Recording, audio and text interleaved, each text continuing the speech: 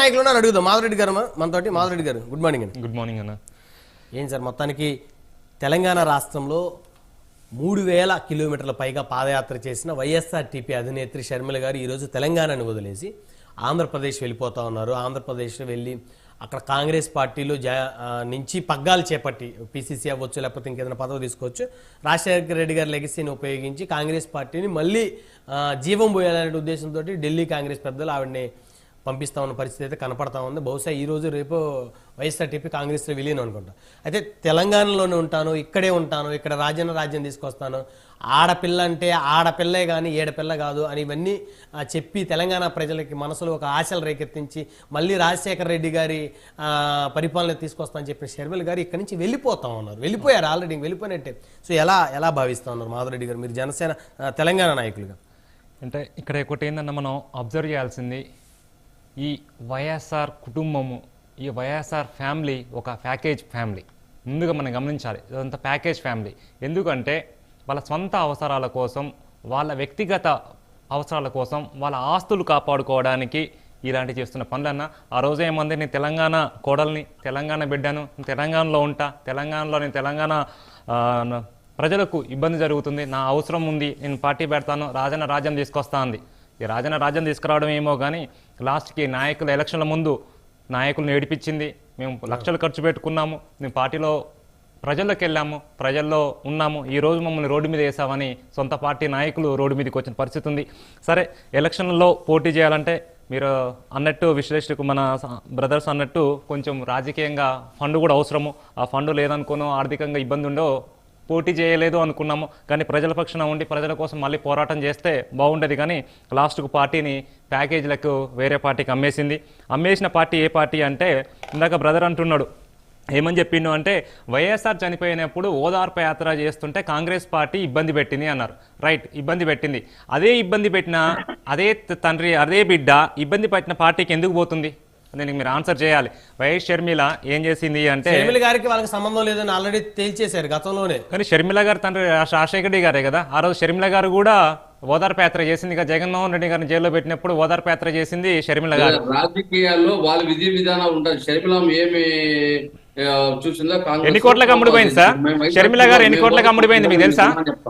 షర్మిల గారు ఎన్ని కోట్లకు అమ్ముడిపోయింది మీకు ఐడియా ఉందా? ఎన్ని లక్షల కోట్లకు అమ్ముడిపోయింది? ఎంత ప్యాకేజీకి అమ్ముడిపోయింది? అమ్ముడు పోలేదు, అది నాకు సంబంధించిన విషయం కాదు. అమ్ముడు పోయిందా పోలేదు మీకు తెలియదు కదా, మరి అమ్ముడు పోలేదని ఎలా అంటున్నారు? వైఎస్ఆర్ సిపి గురించి మాట్లాడతాను. అదే చెప్తున్నాను, వైఎస్ఆర్ సిపి. అదే వైఎస్ఆర్ సిపి యొక్క ఎలా ఉంటుంది ఇంటెన్షన్ అంటే, సొంత చెల్లెకు కూడా మోసం చేసిన వ్యక్తి వైఎస్ఆర్సీపీ పార్టీ. ఎందుకంటే ఆ రోజు నేను జగనన్న వదిలిన బాణం అని చెప్పి తిరిగి తిరిగి తన్నిండు, సొంత చెల్లెనే తన్నిండు. అలాంటి ఆంధ్రప్రదేశ్ ప్రజలను తన్నాడు చెప్పండి. మీరు విలువలతో కూడా రాజకీయాలు చేయాలన్నారు. ఈ విలువలతో కూడా రాజకీయాలు చేయాల్సింది వైఎస్ఆర్సీపీనే పార్టీయే చెప్పాలి, ఎంత విలువలు పాటిస్తారన్నది. వేరే పార్టీ నుంచి నాయకులు వస్తుంటే మా జనసేనలో కానీ టీడీపీలో చేర్చుకుంటున్నది. వాళ్ళు వచ్చేది ఏ పార్టీలోకి వస్తున్నారంటే అధికారంలో ఉన్న పార్టీలోకి రావట్లేరు. మాకు ఒక్క ఎమ్మెల్యే లేని పార్టీలో ఒకరు వస్తున్నారు. ఎందుకు అంటే పార్టీ సిద్ధాంతాలు, పార్టీ అధినేత యొక్క భావాజాలకు నచ్చి వస్తున్నారు. మీలాగా రౌడీజాలు, ఇలాంటి గుండాలు, కబ్జాలు, ఋషికొండను ఇలాంటి కబ్జాలు చేసే పార్టీలోకి రావట్లేదు. కానీ ఖచ్చితంగా ఏదో చెప్తున్నాం, విలువలతో కూడిన రాజకీయాలు చేసే పార్టీ ఏంటి అంటే జనసేన పార్టీ. మీరు ఎలా చేస్తున్నారు రాజకీయాలు అంటే చెప్తున్నారు, మాకు పదవులు రావట్లేదని మీరే అంటున్నారు కదా. మీకు పదవులు రావట్లేదంటే మీ అధినేత ఎలాంటి మీకు అర్థమైంది. మీరే చెప్తున్నారు, బయట మేము చెప్పడం కాదు. మాకు పదవులు ఎందుకు రావట్లేదు, ఇలాంటి వాళ్ళు వస్తే నాకు పదవులు రావట్లేదు అంటే, మీరు నిజంగా వర్క్ చేస్తే, మీ అధినేత నిజంగా గుర్తిస్తే మీకు ఇవ్వాలి పదవులు, బయట నుంచి వచ్చిన వాళ్ళకి కాదు. అది మీ అధినేతను అడగాలి పోయి. ఇది కంటే మీరు నాకు తెలిసి ఈ డిబేట్ అయిపోయిన వీడియో పంపించండి, అప్పుడైనా మీకు పదవులు ఇస్తాడేమో. మీకు ఏంటంటే ఎర్రవేసి పదవులు లాక్కోవడం మీ అధినేతకు అలవాటు. మీ అధినేత ఎప్పుడు చేసే పనే అది, ఎర్రవేస్తాడు, ఆశ చూపుతాడు, లాక్కుంటాడు, అది అలవాటు. అది ముందు మీ అధినేతను మార్చుకోమని చెప్పండి. ఇక మా షర్మిల అక్క అయితే ఖచ్చితంగా తెలంగాణలో పార్టీ పెట్టి ఎవరికి ఉపయోగపడింది అంటే ఖచ్చితంగా ఒక్కరికి మాత్రం ఉపయోగపడింది. అది ఎవరికి ఉపయోగపడింది? తెలంగాణ ప్రజలకు కానీ ఎవరికి కానీ ఉపయోగం లేదు. ఖచ్చితంగా ఒక్కరికి మాత్రం ఉపయోగపడింది. ఆ ఒక్కరు ఎవరు అంటే బర్రెలెక్కకు మాత్రం ఖచ్చితంగా ఉపయోగపడింది అన్న. ఎందుకని? బర్రెలెక్క ఖచ్చితంగా మేలు చేసింది ఎవరంటే షర్మిల. ఆమె పోటీ చేయకపోవడం, ఆమె పార్టీని కాంగ్రెస్లో కలపడం వల్ల బర్రెలక్క గారు హైలైట్ అయ్యారు. సోషల్ మీడియాలో ఎక్కువ హైలైట్ చేసింది ఎవరంటే అంటే షర్మిలక్క కన్నా బరిలక్క బెటర్ బెటర్ అని అనే విధానంతోనే బయటకు వచ్చింది కదా. పవన్ కళ్యాణ్ కన్నా కూడా బరి లెక్క బెటర్ అని రాష్ట్రం మొత్తం చెప్తున్నారు. అదే మీ పవన్ ఇక్కడ కళ్యాణ్ తెలంగాణ కన్నా కూడా బెటర్ బరి లెక్క కనీసం 5,500 ఓట్లు వచ్చినాయి, వీళ్ళకి అవి కూడా రాలేదని చెప్తున్నారు. అదే కుక్కడపిల్ల 40,000 వచ్చింది కుక్కల పిల్ల 40,000 వచ్చినాయి. మీరు నోటాతో పోటీ పడ్డారు, అది మర్చిపోయారా? తెలంగాణలో పోటీ చేసినప్పుడు మేము వదిలేసి వచ్చాము రాష్ట్రాన్ని. ఈసారి మీరు తెలంగాణ గురించి మాట్లాడితే, తెలంగాణ ఓట్ల గురించి మాట్లాడితే తెలంగాణకు ఆంధ్రప్రదేశ్ ప్రజలను తిట్టడం కాదు. మేము ఒక స్టాండ్ పైన ఒక ప్రాంతం పైన మేము పట్టు పెట్టుకున్నాం. ప్రాంతం గురించి మాట్లాడేదండి. ఏ ప్రాంతం? అన్నదమ్ములుగా విడిపోయినాం. తెలంగాణలో ఏం చెప్పాడు? ఆంధ్రాలో రాష్ట్ర విభజన జరిగినప్పుడు నేను 4 రోజులు నేను నిద్రపోలేదు, తిండి తినలేదన్నాడు. మరి తెలంగాణలో పోయి ఏ విధంగా రాజకీయాలు చేస్తాడు? ఏం చేయొద్దా? ఇప్పుడు బీజేపీ పార్టీ ఉంది, రాష్ట్రం మొత్తం చేస్తుంది. కాంగ్రెస్ పార్టీ ఉంది, రాష్ట్రం మొత్తం చేస్తుంది. మొత్తం చేయండి, చేస్తాం, ఖచ్చితంగా చేస్తాం. మా అధినేత ఇంటెన్షన్ కూడా అదే. దేశం మొత్తం చేయండి, ఖచ్చితంగా చేస్తాము. కానీ మీలాగా మాత్రం అవినీతి చేయము, మీలాగా మాత్రం కబ్జాలు చేయము, మీలాగా రౌడీజం మాత్రం ఖచ్చితంగా చేయము. గుర్తుపెట్టుకోండి, మీకు కూడా ఒక రోజు వస్తుంది ఇలాంటి పరిస్థితి. వచ్చినప్పుడు మీరు కూడా ఈ విధంగా వచ్చి వాళ్ళ ముందు చెప్తారు ఖచ్చితంగా. తండ్రి పోతే కొడుకు ఇయ్యాలన్నారు, మీరేమి మాట్లాడుతున్నారు నాకు అర్థం కాదు. మినిమం సోషల్ రెస్పాన్సిబిలిటీ లేకుండా మాట్లాడుతున్నారు. రాజకీయాలు అనేది వారసత్వాలు కావు. తండ్రి పోతే కొడుకు, కొడుకు పోతే మనోడు, మనోడు పోతే ఇంకో మనోడు. ఇది ఏమన్నా వారసత్వంగా వచ్చేది? వారసత్వం కాదు కదా. మరి 170 నియోజక అభ్యర్థులు పెట్టండి జనసేన పార్టీ తరఫున. ఖచ్చితంగా పెడతా, అది మా ఇంటర్నల్ విషయం. మీకెందుకు? మీది చేతగాక వెనక సామెత ఉంది, తెలుగులో చెప్తా వినండి. మీకు మా తెలంగాణ స్లాంగ్ లో చెప్తా వినండి. మార్చుకుంటాము వినండి. ఇందాక మీరు తెలంగాణ అన్నారు కదా, ఇందాక తెలంగాణ చెప్పేది వినాలి మీరు. వేణుగోపాల్ గారు ఒక నిమిషం. నేను చెప్పేది వినండి. ఫస్ట్ నేను చెప్పేది వినండి. మా తెలంగాణ స్లాంగ్ లో చెప్తున్నా, ఏ ఎమ్మెల్యే పెట్టడమో ఎవరు వాసన తిప్పుకోవడం అది కూడా మా ఇష్టమే. అదే తెలుగు నేను తెలుగులో చెప్తున్నా వినండి. ఒకసారి వింటే నేను చెప్తా. నేను తెలంగాణ స్లాంగ్ లో చెప్తున్నా చెప్తున్నా. ఫస్ట్ మీది కడుక్కోండి, తర్వాత వచ్చి మాది కడగండి. మాది పక్కంది కడుగుతారు. కానీ ఎందుకు మీది ముందు మీది కడుక్కొని చాలా మా గురించి మాట్లాడతారు. మీరు ముందు 150 ముందు పోయి 175 మంది పెట్టుకోండి. మీకు నాయకులు లేక మీరు వెతుకుతారు. ఎవడు ఎంత పార్టీ ఇస్తాడో ఎంత ఫండ్ ఇస్తాడో మాట్లాడుతారు.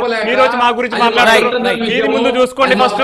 విషయము అని మాట్లాడేటప్పుడు మనకు ఎక్కడి నుంచి హక్కు వస్తుంది? ఎదుటి మనిషిని ప్రశ్నించే హక్కు ఫస్ట్ తెలుసుకోండి.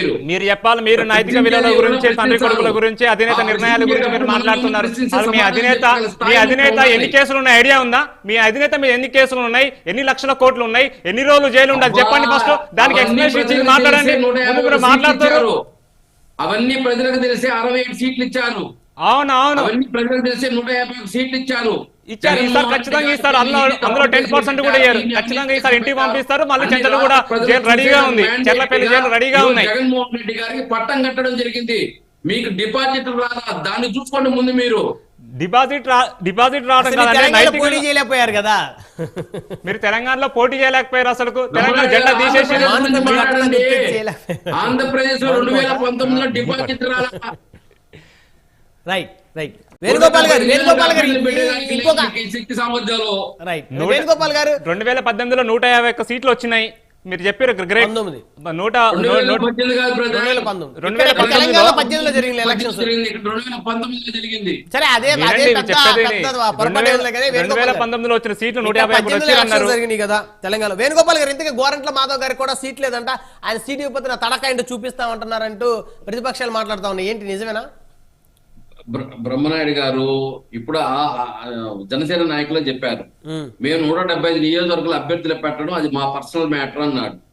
ఇది మేము ఎమ్మెల్యేలు పెట్టడం జగన్మోహన్ రెడ్డి గారు రాష్ట్ర పార్టీ అధ్యక్షుడుగా ఆయన పార్టీకి అనుగుణంగా ఎవరైతే గెలుపు గుర్రాలో వాళ్ళకి టికెట్లు ఇవ్వడము, ఎవరైతే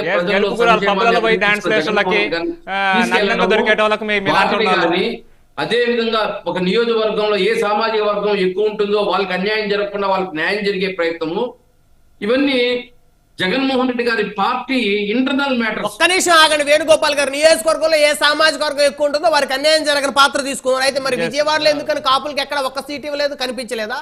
విజయవాడ అంటే కాపు సామాజిక వర్గం, కమ్మ సామాజిక వర్గం, అదేవిధంగా వైశ్య, బ్రాహ్మణ, ఈ 4 సామాజిక వర్గాలు ప్రధానంగా ఉంటాయి. మరి ఒక్క కాపు సామాజిక వర్గం చెందిన వ్యక్తి మీకు విజయవాడ కనిపించలేదా? విజయవాడ సెంటర్లో వెస్ట్ నుంచి వెల్లంపల్లి గారిని ఇక్కడ తీసుకొచ్చి వేయకపోతే విజయవాడ అది ఈస్ట్ ఇప్పుడు కాదు దేవినేని గారికి అడగాల్సింది, ఇచ్చారు, ఇప్పుడు అవినాష్ కాదు గారికి అడగాల్సింది. ఇవ్వబోతున్నారు. రేపు ఎలక్షన్ వైసీపీకి ఆఫ్టర్ రెడ్డి ఎలక్షన్ తప్ప అడగాలి. ఇంకేం కనిపించదన్న. ఏమని? ముఖ్యంగా మీరు- కాపులోనే మీరు కమ్మల్ని అడిగారు, తొక్కారని సామాజిక చూస్తాడు. వర్గము ఈక్వేషన్స్ ప్రకారం జగన్మోహన్ రెడ్డి గారు క్యాండిడేట్లు పెట్టారే, మరి వీళ్ళు ఎందుకు ఈ మాదిరి ఇబ్బంది జరిగింది ఆ రోజు అడిగితే మేము సమాధానం చెప్తాం. ఈ రోజు మేము వాళ్ళు గెలుస్తారు 175 టార్గెట్ పెట్టుకొని ఈ రోజు అభ్యర్థులు పెడుతున్నాం.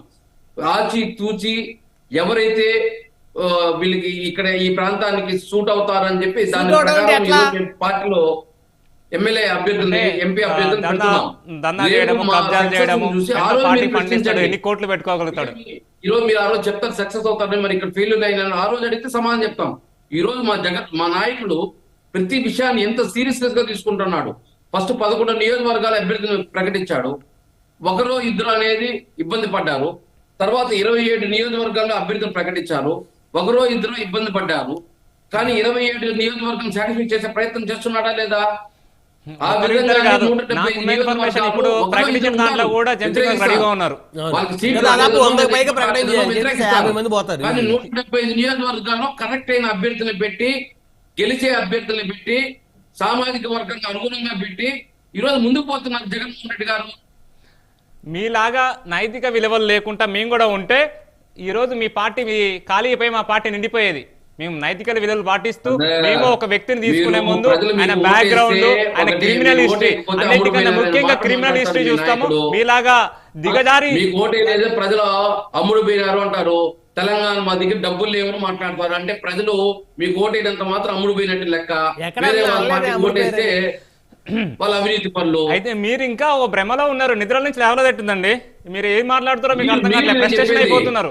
ప్రెస్టేషన్ అయిపోయి ఏం ఈ మాట్లాడుతారో కూడా మీకు అర్థం రైట్, కావట్లేదు. రైట్, మళ్ళీ వస్తాం. మీ ఇద్దరు ఆగండి. బయటికి. దయచేసి వేణుగోపాల్ గారు, నరసింహప్రసాద్ గారు, గోరంట్ల మాధవ్ గారికి కూడా సీట్ లేదంట. సీట్ ఇవ్వకపోతే ఆయన తడాకా ఏంటో చూపిస్తా అంటున్నాడు. అది కొంచెం తడాకా చూపించడం అంటే ఆయన గతంలోనే చూపించాడు సార్. ఆయన తడాకా మళ్ళా ఆంధ్రప్రదేశ్లంతా కొంచెం జాగ్రత్తగా ఉండాలా. వేణుగోపాల్ గారికి సార్ చిన్న ఇది సార్, 175 అని మళ్ళా పాత పాట. మీరు పొత్తుకు ముందు ఏదైతే మాట్లాడుతున్నారో మళ్ళా అదే మాట్లాడుతున్నారు. మీరు ఒకటి గుర్తుపెట్టుకోండి, ఎన్ని నిలిచాం అనేది కాదు, ఎన్ని గెలవబోతున్నాం అనే దాని మీద మీరు దృష్టి పెట్టండి. తెలుగుదేశం జనసేన కూటమి ఎన్ని గెలవబోతోందనే దాని మీద మీరు దృష్టి పెట్టండి. మీకు మేము ఎన్ని నిలబడతామా? ఒంటరిగా నిలబడే శక్తి సామర్థ్యాలు లేవు. నిలబడరు సార్ వేణుగోపాల్ గారు, వాళ్ళకి జగన్మోహన్ రెడ్డి శక్తి గారు లేదు, ఒంటరిగా నిలబడరు, కలిసి నిలబడతారు. మీకు వచ్చి నష్టం ఏంది? అది కాదు వాళ్ళు అడిగింది నేను చెప్పండి. చెప్పండి, జగన్మోహన్ రెడ్డి గారిని ఒంటరిగా ఎదిరించలేరా? ఆ బలం లేదా మీకు అని అడుగుతున్నా. మీరు ఒక్కసారి గుర్తుపెట్టుకోండి, రెండు జగన్మోహన్ కలిపి రెడ్డి ఒంటరిగా ఎదిరించే బలం లేదా తెలుగుదేశానికి? మీరు రెండు లేదు, కలిపి చూడండి. ఈ దుర్మార్గపు ప్రశ్నించను ఈ డిబేట్ లో. ప్రభుత్వాన్ని ఈడ్చి కొట్టడానికి బలం, కొట్టాలంటే రెండు అలా పార్టీల బలం అయిపోవాలని కలిపి ప్రతిపక్షాలు కొడితే మాట్లాడుతున్నారు. బంగాళాఖాతం అవతల పడుతుంది. చూసుకోండి. అన్నా, మీరేమో- మీరు రిపీట్ డైలాగ్ కాదు చెప్పాల్సింది. మీరు ఒంటరిగా జగన్మోహన్ రెడ్డి గారిని ఇసిరి బంగాళాఖాతం ఎగరేయలేరా? మీరు మీకు ఆ శక్తి లేదా? ఒక్కరే ఆ కొట్టండి. సామర్థ్యం లేదా? చెప్పండి. ఒక్కరే కొట్టండి. మాకు పవన్ కళ్యాణ్ సపోర్ట్ ఉంటేనే మాకు శక్తి సామర్థ్యాలు వస్తాయి మమ్మల్ని ఎదుర్కోవడానికి చెప్పండి. మేము ఒప్పుకుంటాం. అప్పుడు మేమే చెప్తాం. ఏ ఏ అంటే సీట్లో ఎవరు నిలబడి క్యాండిడేట్లు మిమ్మల్ని- మారిస్తే మాత్రం ఇక్కడ పనికిరాని చెప్తే ఇంకో చోట పనికి వస్తుందా అని మాట్లాడతారు. మీరు ఆ మీరు న్యాయం చేస్తే మీ 175 పార్టీలో నాయకులు కంటారు. పాడొద్దండి, ఆపేయండి. పాత పాటని ఆపేయండి. ఇంకా అనవసరం మేము దాని కూడా గురించి చెప్తున్నాం. వేణుగోపాల్ గారి బీజేపీ కూడా కలుస్తుందంట, చూసుకోండి మరి జాగ్రత్తగా. డిసైడ్ చేసుకున్నాం. బ్రహ్మనాయుడు గారు బీజేపీ ఎత్తిపోయిందండి. బీజేపీ ఏదైతే కిషన్ రెడ్డి గారు చెప్పారు, పవన్ కళ్యాణ్ పక్కన కూర్చోబెట్టుకుంటే ప్రజలు మమ్మల్ని చీప్ గా చూశారు, మా కార్పొరేటర్లంతా ఒప్పుకోలేదు పవన్ కళ్యాణ్ తో పొత్తులతో, అందుకే మాకు 20 సీట్లు దుబ్బేసిందని ఫోన్ చేసి చెప్పారా ఏంటి మీకు కిషన్ రెడ్డి గారు? ఆల్రెడీ ఒకసారి సోషల్ మీడియా మీరు అంతా కిషన్ రెడ్డి ఉంది గారి కదా, యొక్క ట్విట్టర్ పత్రికల్లో చూడండి. వచ్చాయి అదే కదా. ఫోన్ చేసి చెప్పుంటారు ఎల్లో మీడియాలో వేణుగోపాల్ గారికి తప్పు మీద అన్నిట్లో రాస్తున్నారు కదా. మీరు ఇంకోసారి మళ్ళీ ఒకసారి చెప్తున్నా, మాకు వచ్చే న్యూస్ మాత్రము వేణుగోపాల్ గారు మీరు తెలంగాణ గురించి కానీ వినండి. వేణుగోపాల్ గారు మీరు బాలికి మాకు న్యూట్రల్ గా ఉండండి. ఇంకోటి వేణుగోపాల్ గారు కాదు, కిషన్ రెడ్డి గారు ఎక్కడ చెప్పారంటున్నాను నేను అనేది. అది కిషన్ రెడ్డి గారు ఇప్పుడు మీరు చేసే ఆరోపణకి అవును, సోషల్ మీడియాలో కనీసం వచ్చింది. శాంటిటీ